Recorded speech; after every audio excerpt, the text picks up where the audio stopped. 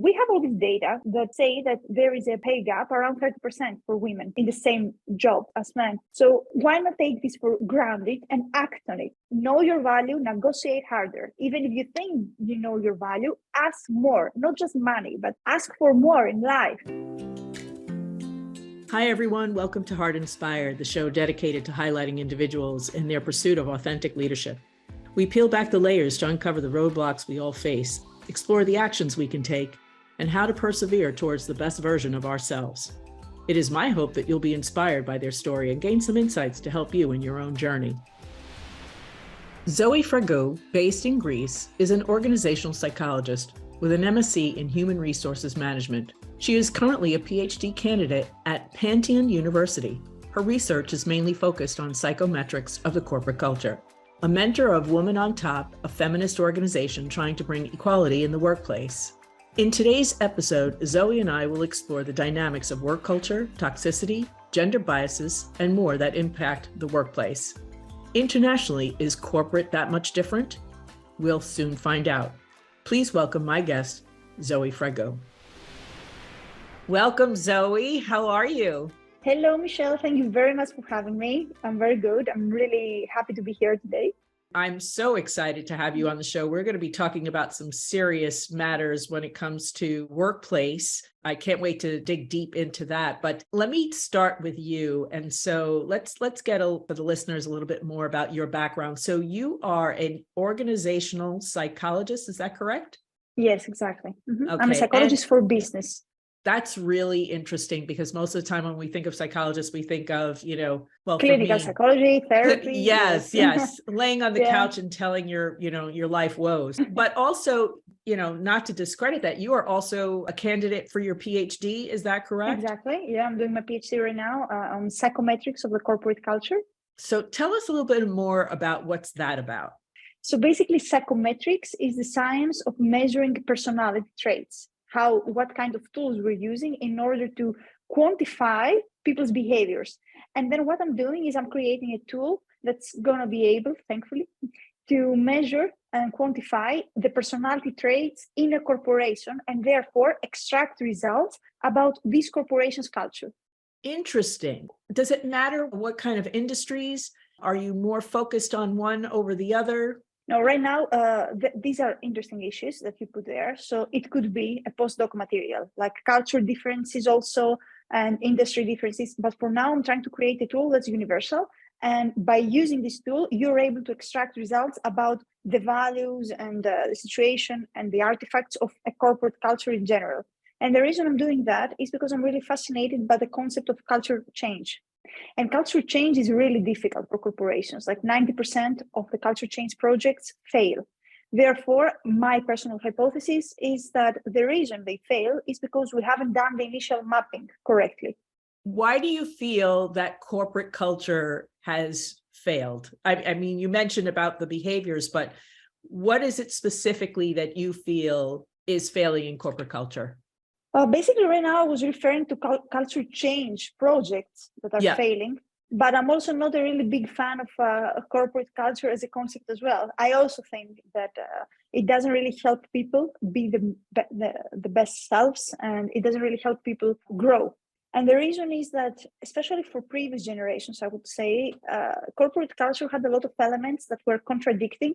For example, on the one hand, they would say that you need to be the best at your work, but then at the same time, the promotions would always go to the oldest members of the staff or the people that were closer to the management and not necessarily to the talented people.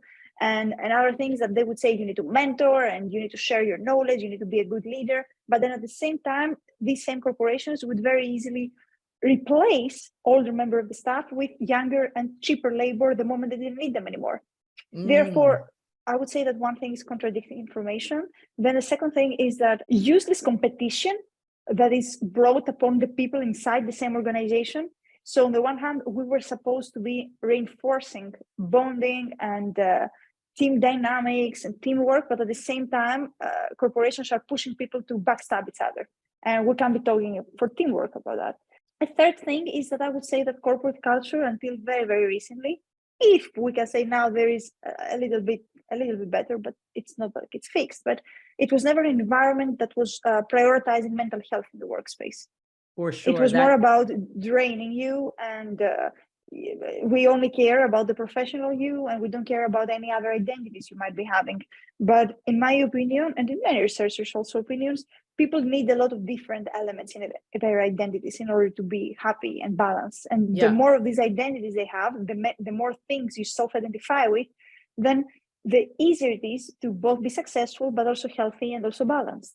Interesting that you do this work internationally. It doesn't seem like there's that much difference between where you are and what in the work that you've seen and the US. We're seeing the same thing. I would say that, Western civilizations have many elements that are common. The biggest differences are between Western and Eastern civilizations. Like when I work with people from the Emirates or when I work with people from Korea, that's where I notice cultural differences.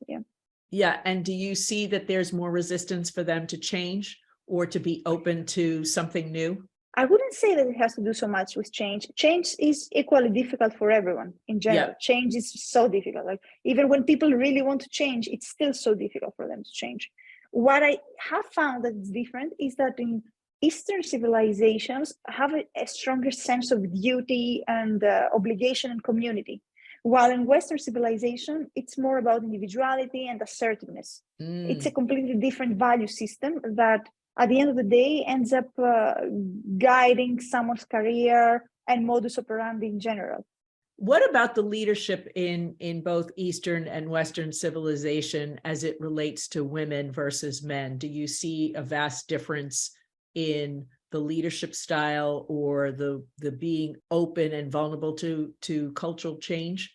Depending also on country culture or just sex. Well, there are not in Eastern civilizations, female leadership, it's still a myth. Imagine that if in Western civilizations it's so rare, then in Eastern civilizations it's pretty much still outside the spectrum of imagination most of the times. It's very, very, very rare. There's just such a few number of women that make it to leadership positions in these countries that we don't even have significant data. On the other hand, the Western civilizations, there are more women, but still, I wouldn't say that it's not even enough. It's so recent that women have actually started raising up more in the career ladders, and we still have to fight so many stereotypes. So you seem very powerful in your message and clear. And I wonder when you go into these organizations and do some of the work that you're doing, we'd love to hear more about that. What's the reaction you get? Are they like, no, not for us, or they're open to... If we end up collaborating with an organization, they have to be fans. They know me, they're familiar with my work. So I have a very particular style, I guess. I'm not very compromising or sugarcoating. I'm more of a tough love and chop. That's my motto. Like chop, let's do it. Woohoo! Let's go. So they have to be on board, and we have to share the same value system. Something that I was doing when I was younger and I don't do anymore is that I didn't understand how important it was for me and the organization to see eye to eye in order for a project to be successful. But now I know that. So if I don't see values of myself inside an organization, then I'm not a good fit for them. They should find someone else. Let's get into some of the other stuff we had talked about earlier. I'm really interested to hear your thoughts on this. We talked a little bit about the work culture, the biases, and sexual harassment in the workplace. So tell me a little bit more about what you're seeing and what's the work you're doing to kind of help change the view on those two things. Well, there are different, I would say, timings in which I apply different interventions. So the first step is something small like a sensitivity training. When a company doesn't have any active issues, but they want to invest in this area because they find that, for example, they don't have enough female leaders or they're not approaching enough minority candidates. Therefore, something small you can start doing is sensitivity trainings, where you help people get closer, be more empathetic, be more active listeners inside an organization. Then a second time is when a corporation has active issues of mobbing or harassment, but not to the point that we still cause about crisis management. Let's say that there might be some managers that are a bit old school or a bit violating, but not necessarily because they mean bad, but because they're children of a different generation. So they don't necessarily understand that this is violating at the moment.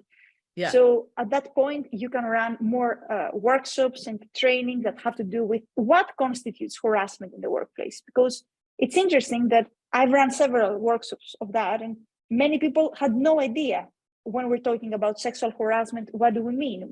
Many people believe that sexual harassment in the workspace is basically an attempt of rape, but that's not it. Because an attempt of rape, everyone knows it's illegal. So we're not talking about that. We're talking about creating a hostile environment of over-sexuality where people feel uncomfortable inside, like a manager who shares their personal lives, or a supervisor who is too much touchy, these kind of things, or some comments that might bring someone in a difficult position. And they might be also in a very thin line where the other person can't really react, because it's very easy to say you're overreacting, you're crazy, I didn't say anything. They're like usually in a very thin line. And that there's that fear of power, maybe, right? So like a subordinate to a direct report, you know, how much there's can a you fear say? of power, but there are also the stereotypes that people have been integrating forever. So therefore, even for women that are being sexually harassed in the workspace, sometimes it's not clear. They don't understand that what they're going through is harassment in the workspace. They understand that they're uncomfortable. They might understand that they're not feeling very well, but it's not necessary that they can put the label of, okay, yeah, that's harassment at this point, because this manager is giving me these comments every day and I feel uncomfortable with that. It's not compliments, it's comments that are putting me in a difficult position in the workspace. So trainings have to do with that, giving people so many examples and work through role plays to understand where the boundary of the other person starts and when your ends. And then there is the crisis management part, where there has been actually a report of an incident, and then they usually bring me on board to consult and see what we can do different, what happened, figure out the situation, investigate. Basically, at that point, we're playing Cluedo. Who did the murder? In which room? What was the weapon? Yes. I want to ask you, you said very interesting that you're doing the work in the workplace. Something that we have experienced here when I was in corporate was that those kinds of sensitivity trainings or any kind of trainings were like LMS online. You scored something and you answered and you got a test score and you got a certification. There was never, that I can recall, and I don't know of others, where there was actually somebody who was brought in to be able to engage and ask questions. Because I would think that in certain, like you said, from a different generation, even the use of the word hun, or you've got this babe, like small words like that could make somebody feel uncomfortable. And yet from their generation, that's just a word of endearment. So you're saying you're going right into the workplace to do these trainings? I have done it online as well, but I prefer when I go there because it's much easier. I literally touch them to show them, or like it's more interactive because you can see all the faces. So you know to whom you need to ask more questions. It's much more interactive when I do it real life. Having said that, of course, online learnings are very efficient as well. But in my opinion, personally, I prefer to go there and run these trainings. And when I was saying online, I'm talking about an actual test that's done on the computer where there's no human interaction. There's just somebody distributing it, and you log in and take this exam. So very impersonal compared to, and we're talking about something that's personal and uncomfortable. So I like the fact that you are doing that, right in the workplace.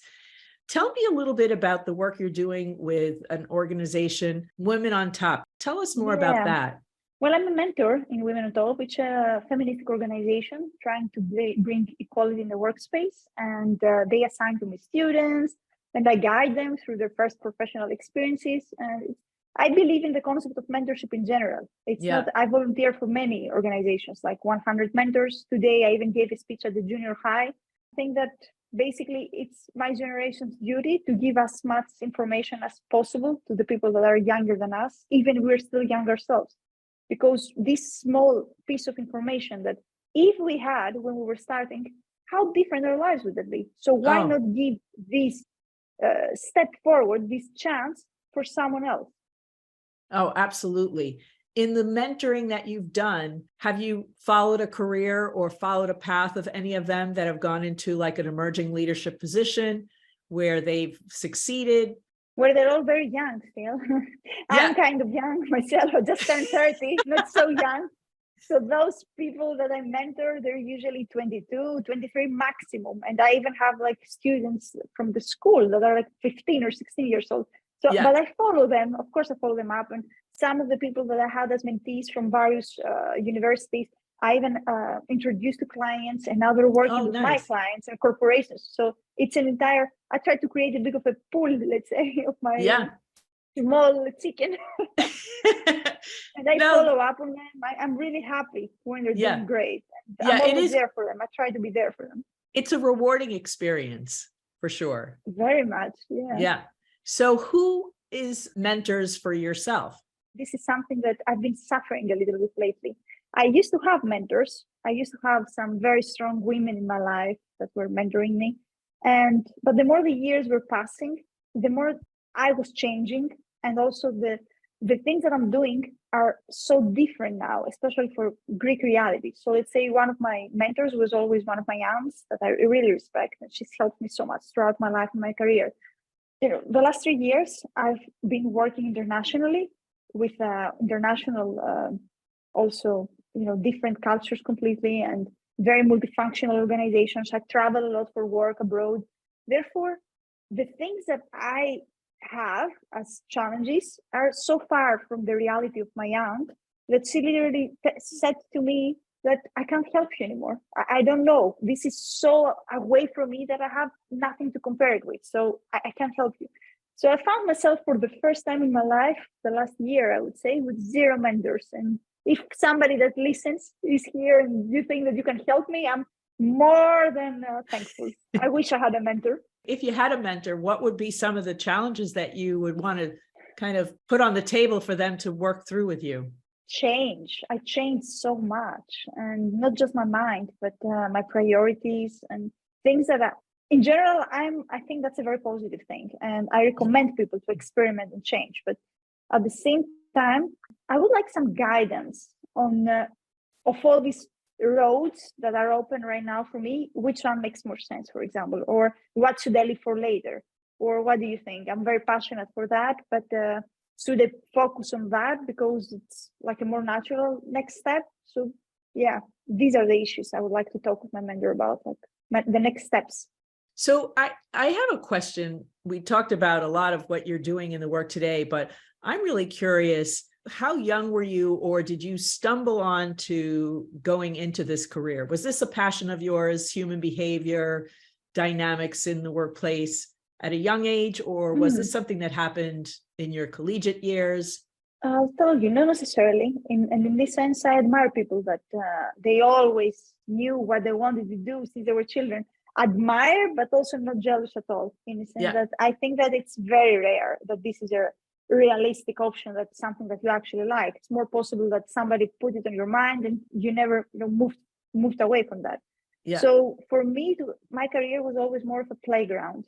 A little bit of swinging, then a little bit of trying something else and something else, and trying so many different things, and keeping elements from the one, keeping some elements from the other, to the point that all these elements start creating a puzzle that started making some sense and giving me an image of where I should be focusing.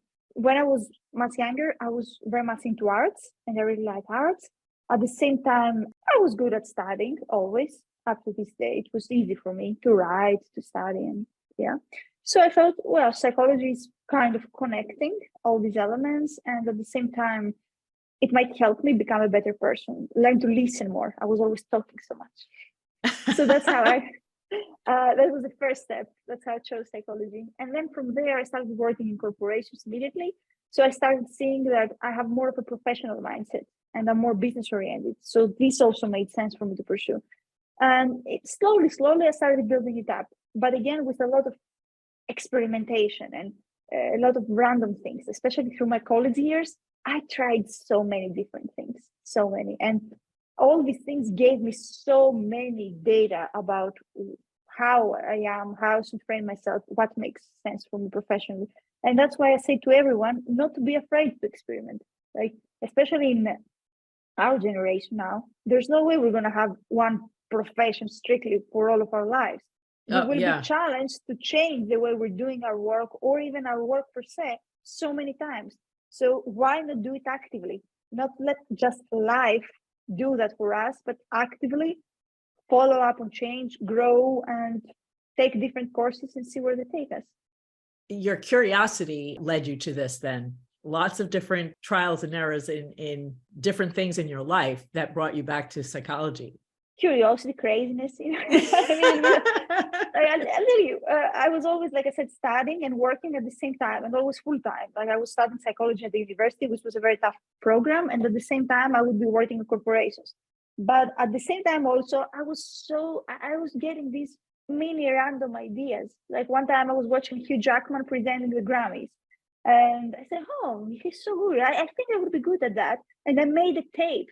I was saying, I made a tape of me presenting, and I sent it to various event companies, and I ended up doing this job for 1 year in Greece, like actually presenting awards and working as a master of ceremony MC. And it was amazing. Up to this day, I think that this gave me all the experience that today I use as a public speaker. You manifest things and they're coming true for you. So that's pretty awesome. Lots of times you can manifest things and they don't really land where you hope them to land, but that's pretty good. I don't know if I could call it manifesting, because I put a crazy amount of energy in order for this thing to manifest. Actual physical energy, not mental energy, actually chasing up on things, and really, and that's why I believe, of course, in mindfulness and spirituality, but in Greece we have a saying that says that it translates back to something like, okay, the gods will do what they can, but you really need to push them in order to do that. So I push a lot. You're guiding the gods.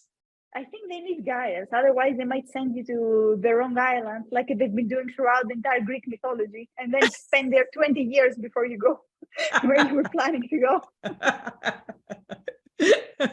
That's great. So when do you finish your PhD, and are you excited about when that happens to start putting what you're focusing on into real action? Or is it like, are you doing that now? I'm already doing it.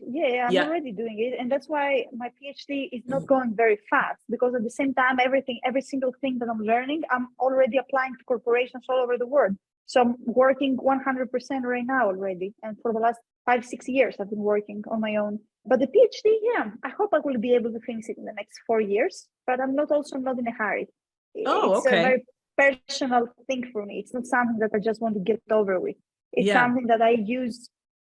It's a very personal process. I learned so many things. I really enjoy my relationship with my supervisor, who's amazing, and I learned so many things from him.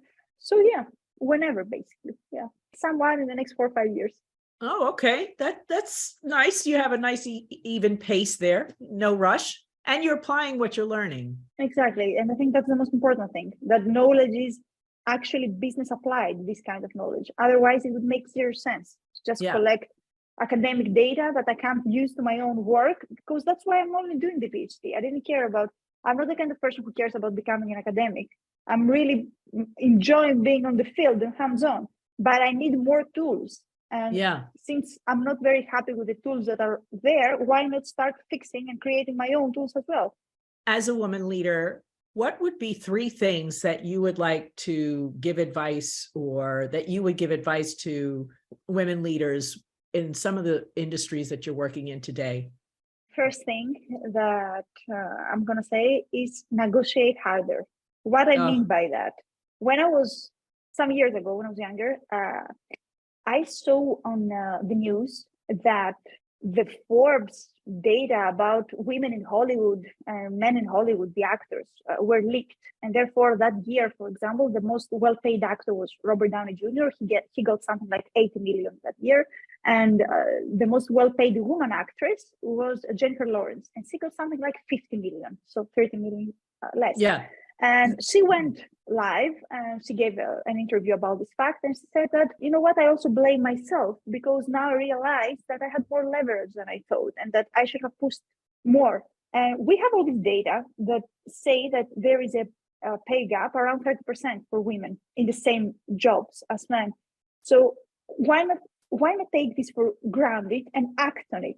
Like every time we actually negotiate about a salary or finance, we should keep in mind that there is a very strong possibility that we're actually negotiating for much less than we deserve because we are programmed to negotiate for less than we deserve. And some years ago, I did it for the first time. Like I had to prepare an offer, I finalized the amount, and then I said, okay, wait, so you think you're happy with that, but why doubt the statistics? If statistics say 30% less, okay, so I added up 30% on that just to see what's going to happen. And I sent the offer with 30% more. And of course, they negotiated, but I ended up closing the deal with 25% more than what I would be originally happy with. Like I actually ended up getting 25% more money than what I was already happy with. And that was so eye-opening for me. Yeah. And this is my first advice. Know your value, negotiate harder. Even if you think you know your value, ask more, not just money, but ask for more in life, more things. Because it's more possible that you have been affected by society's propaganda about keeping us small and keeping us weak than we're not affected. Then the second thing I would say is value your femininity. Don't be afraid of it. Just because we're women, it doesn't mean that we have to behave like men in order to get what we want. We can still be women, and whatever that means for anybody, because I don't really believe in gender per se. I do think that it's a social construction, but whatever it means for you, you can still be like that and still make it. And finally, I would say focus on yourself. That means people have opinions. Let them have their opinions. And don't spend any time thinking about what other people are doing or believing about you. Just go and do it. Create your own voice. So good. All three, I am just completely aligned with you. The first one being negotiation in the career coaching I'm doing, or even in some of the executive coaching I'm doing with some entrepreneurs. It's if you don't ask, you don't know what the outcome's going to be. And so why settle for less, or why settle for just enough, when others are going out there and pushing the envelope? So it's really important to think about when you're negotiating, what is it that you really need? What's the whole picture, not just that one little piece? Because there's studies that show that women negotiate. When we do negotiate, we negotiate because of, well, we need this for the family, we need this for our own, blah, blah, blah. And the other gender tends to focus on, this is what I need. So it's really important. And then being able to take care of yourself is finding your voice. That's one thing that I've always said is I have lost it at times, and I've recognized that I've lost my voice, but then making sure that I can turn up that volume and speak for myself, because I think that that's where we just get lost in our own disappointments. Having that word to say should have, could have after the fact. I think that happens way too often for women. You agree? Yeah. Because women, by default, the way they are raising us, it's to be guilty about things and retrospective about things, and internalizing conflict, internalizing guilt, believing that it all has to do with us. When 90% of the times it has nothing to do with us. It's usually contextual factors and things that are happening, and we have zero control over. So imagine if all this energy and all this time were focused on ourselves instead of anything else. All the things that we will be able to do. This has been absolutely amazing, Zoe. I really enjoyed our conversation, all the things that you're passionate about, and I can't wait to see more of the results of the work that you're doing in your studies. Are you doing more and more of those quarterly, or is it like daily? You have this aha and you apply it, or how is that structured a little bit for you? Well, there are projects that I'm working on that are more long-term. That can take up to even years. There are companies that I consult every month. So I am part of their crisis management team and we work together. Then there are people that come to me for coaching sessions, usually for soft skills development or for burnout, or, I want my next step in my career, but I'm not sure what that should be. And then there are also corporations that approach me for more one-off things. Like we now need a seminar on mobbing, or right now we are in need of a leadership development program or a training, a team building activity. So it depends, but every day is very different, and every day I have to do something different. And that's actually what I love the most about my job. It doesn't give me a lot of room to be still and bored. Yes, that's the best part about being an entrepreneur in this space, being able to work on different projects and kind of keeping it lively as opposed to, same old, wash, rinse, and repeat. So again, thank you so much for being on the show. I really appreciate having this conversation with you. I wish you all the best and good luck to all your travels. You're on the road quite a bit internationally, correct? Yes, I'm with a suitcase all the time, but it's okay. I'm still not bored of it. I'm still at the point that I enjoy meeting new people and new cultures all the time. And right now, if anything, I'm more focused on traveling further, seeing more of the world out there. Every time I travel, I come back a different person. Every single big travel that I've done for work, I come back with an existential crisis. Like, okay, this has to change. But now this has to change. Your mind is always going. Yeah, but I'm very, very grateful for that. It's an amazing opportunity that I've been given. That's wonderful. Well, again, wish you all the best. Thank you so much for being on the show and sharing your insight with us today. Amazing time. Thank you. Best of luck for you and take care of your audience. Yes, absolutely. Thank you again for listening. We'll be back soon with a brand new episode of the Hart Inspired podcast. Until then, I'm your host, Michelle Delgado. I welcome you to support the show by rating us on Apple, Spotify, or wherever you listen to your podcast. To learn more about Hart Metrics Consulting, book a strategy call by visiting the website at hartmetrics.com.